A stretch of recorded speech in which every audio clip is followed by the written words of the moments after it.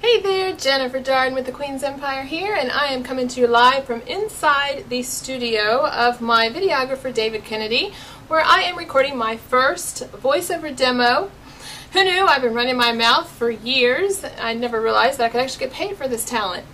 But it occurred to me as I was working on the different scripts and using different types of voices, and David would say, you know, do a little more of this, or add a little more confidence, or do a little softer, or, you know, he was giving me different tips, and I thought, you know, a business person that's doing audio could really benefit from thinking about how can you use your voice? How can you take your voice to different octaves?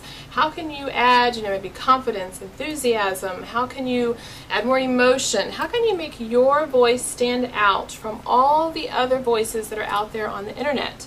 So even if you're not doing this for commercial work, but just for your business audios, think about the personality that you're putting behind it. Think Pixar animation, because when they are in the studio, they're not just talking, reading the script, sitting in a chair. They're putting their whole bodies into it. You know, you're only connecting with their voice, but they're really putting their whole emotion, everything into it, all the energy. So how can you add a little more of that, even if it's just for business?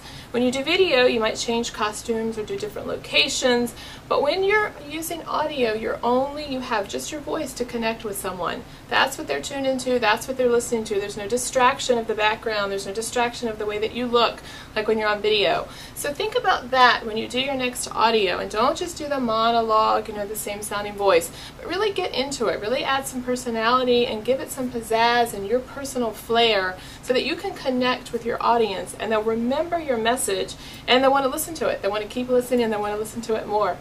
Just a tip, I'm going to get back to recording my demo here, and you'll be able to go to queensvoice.com to see the whole demo and to see all my different personalities on there, and hopefully that'll give you some tips as well as other branding ideas. Again, just go to queensvoice.com. Jennifer Darden with the Queen's Empire.